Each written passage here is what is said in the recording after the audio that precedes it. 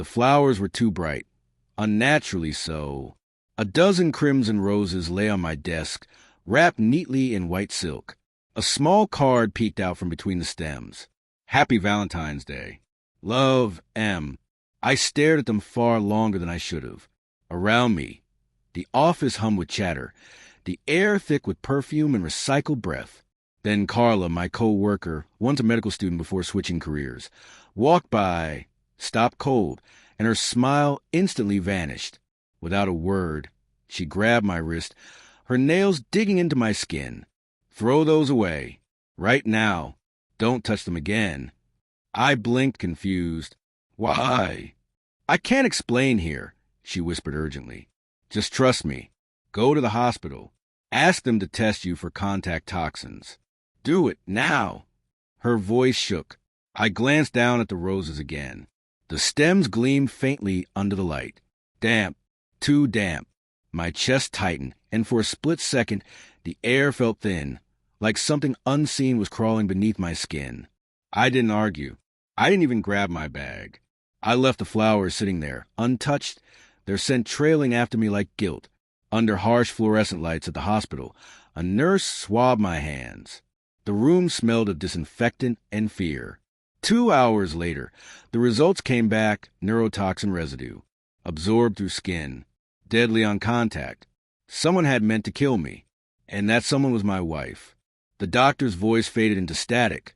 Phrases like early detection and residual absorption blending into meaningless noise.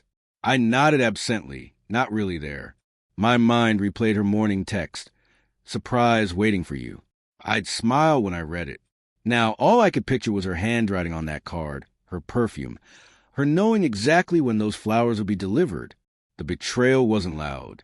It was quiet, precise, like a hand tightening around my throat while smiling the whole time.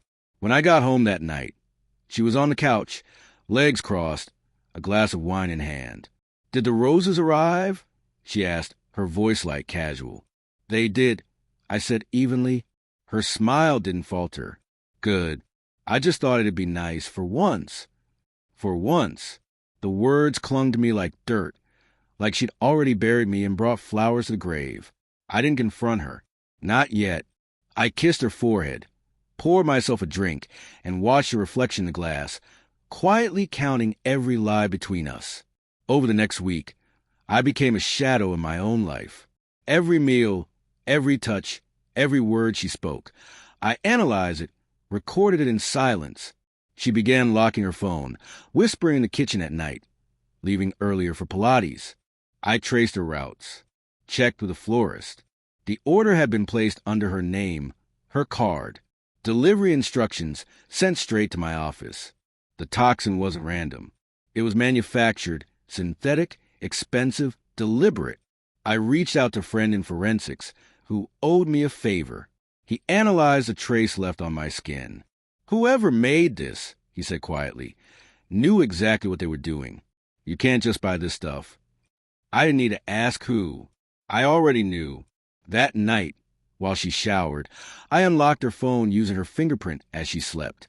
The messages were encrypted, but one stood out. A man named Dr. Hallstrom, her old college friend. His last text read, "Once he's gone, never mention the dosage again." I stared at it until the words blurred. My pulse didn't spike. My hands didn't tremble. Inside, I just went numb. Friday night, I made dinner reservations, her favorite place, overlooking the harbor. She looked stunning that evening. Red dress, pearl earrings. She kissed me like nothing had ever happened. Over dinner, I slid an envelope across the table. Inside were lab results, message transcripts, and a photo of Dr. Hallstrom entering our house while I was out of town. She froze. Her eyes darted. Color drained from her face. What is this?" "The flowers," I said quietly. "They were beautiful. Just not for me." She reached for my hand. I pulled it back. "You should know." I continued, voice steady. "The hospital ran a full toxicology screen. I'm fine, but they traced it to him, to you." Her lips trembled. Don't." The waiter arrived then, setting down our wine, oblivious to the wreckage between us. We sat in silence, city lights flickering through the glass. I didn't have to yell. The truth spoke loud enough. The next morning, she woke to an empty closet. My clothes gone. My car gone. On the kitchen table, just a note: the police will contact you soon. I didn't tell them everything. You'll have time to think. She called 17 times. I never picked up. Later, I filed an anonymous report. Nothing traceable to me, just enough to ignite suspicion. Enough to watch her empire crumble. Her medical license revoked. Her lover investigated. Her reputation stripped to the bone. I didn't have to destroy her. I only had to watch her unravel. It's been 3 months. My life is quiet now. No flowers. No perfume. No lies. Sometimes I still see her face in my mind, pleading, bewildered, broken. But the truth doesn't haunt me anymore. It steadies me. Because when she tried to poison me, she didn't realize one thing.